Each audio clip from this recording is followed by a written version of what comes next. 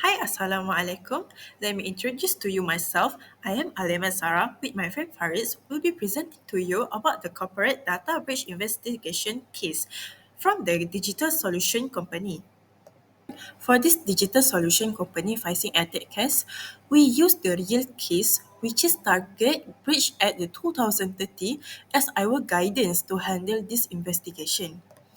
Okay, so for the investigation plan, first is scope of investigation, and we divided by the three to make it more clear. First is objective, second is timeline, and third is resource available. For the objective, we need to identify the initial point of the system compromise. Second one, we need to collect the evidence. Third one is we need to recommend cybersecurity improvement, and the fourth one is ensure ethical and legal compliance has been implemented in this investigation. Okay, for the timeline, we divided by the 5 week. The first week is for review incident report and also divide the scope of investigation. For the week 2 until 3, we need to collect and analyze the evidence. For the week 4 to 5, we need to assess the impact, finalize the report, and also recommend security enhancement. For the resource availability, we divide it by two important resources. First is human resource and also the, the second one is for the technical. For the human resource, we need to include a cybersecurity team, forensic analysis, and also legal advisor. For the technical, we need to have a very secure storage, email server, network logs, and also workstation. We took strict preservation measure. We created bit-by-bit forensic image of affected device using FTK imager. Use hardware write blocker to protect source device. Volatile data like RAM was captured immediately with Vitality and Wireshark to prevent loss. All evidence was stored securely with restricted access, and we applied MD5 and SHA-256 hashing to verify its integrity. For chain of custody, we documented every detail to ensure our evidence was code admissible. Evidence collection was a key to investigate the breach. From the compromised server, we gather many things such as authentication access to trace the ethical entries, tools, and persistent access using a timestamp to track their action. Email server logs were critical, capturing phishing email detail like sender, recipient, timestamp, attachment, link, along with filtering and sandboxing data. This confirmed phishing as the breach entry point, identify affected account, and show how the senior executive account was hijacked. Network traffic log from firewall and intrusion system reveal malicious communication with external IP, helping us to map the attacker movement and data as filtration. On workstation, we collected system logs, RAM dumps using volatility, and browser history to detect a malware and user interaction with the phishing email, building a clear picture of the attack impact. Our forensic analysis reconstructed the attack and assessed its impact. We started with phishing emails, analyzing headers, metadata, and attachment using Virus Total to detect malware, and FireEye to identify advanced threats, confirming spoof sender address and malicious links as key indicator of compromise. Server access logs review with Splunk reveal unauthorized logins, new admins accounts, and suspicious script, helping us to pinpoint the breach timeline and attacker persistence. Using log2 timeline, we built a detailed attack timeline from an email, server, and workstation logs, mapping how the attacker moved laterally and how long they had access. For data filtration, Wireshark analysis of network traffic show large transfer to suspicious IP address during off hour, and file access logs indicated encrypted data upload, revealing the scope of stolen data like blueprints and communication. This comprehensive analysis clarifies the attack method and the impact. Assalamualaikum warahmatullahi wabarakatuh. My name is Faris Azri Rosli. My message number is 29444. Next, I will present about report and recommendation. So first is finding. So our investigation discover the following important finding. First is initial compromise via phishing attack. So a fake email tricked a senior executive into giving away their login info.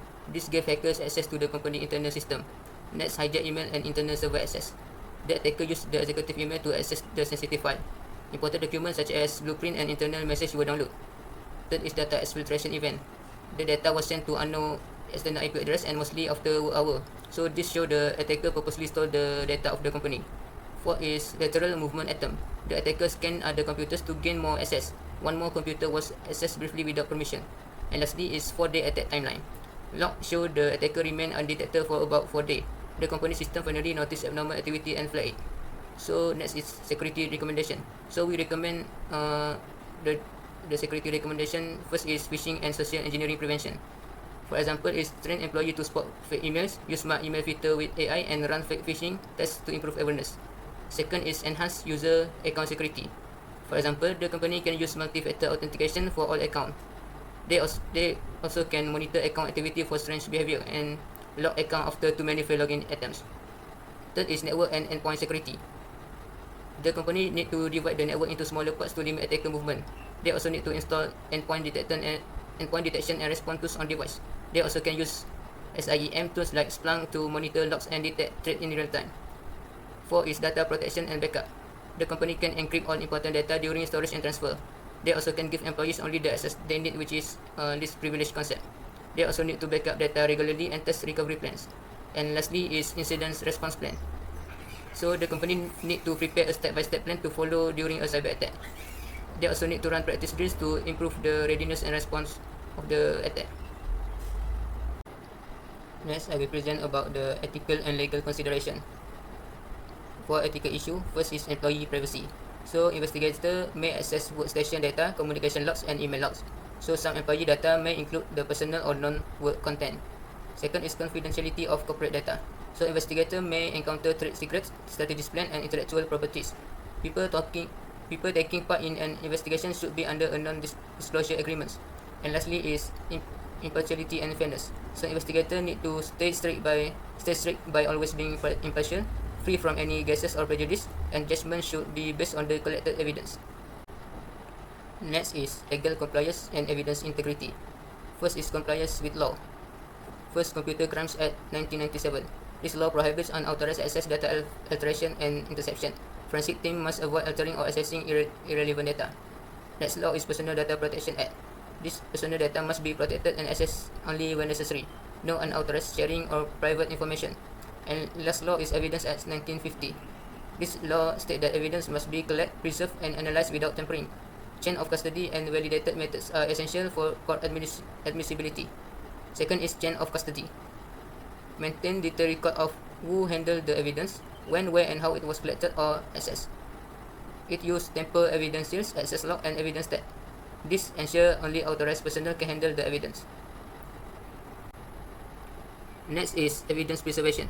Maintaining the integrity of digital evidence requires keeping it in its original state. Important actions include use a program such as FTK Imager to take image of the affected device pixel by pixel. As a result, the analysis uses exact copies and the original data is kept as it was.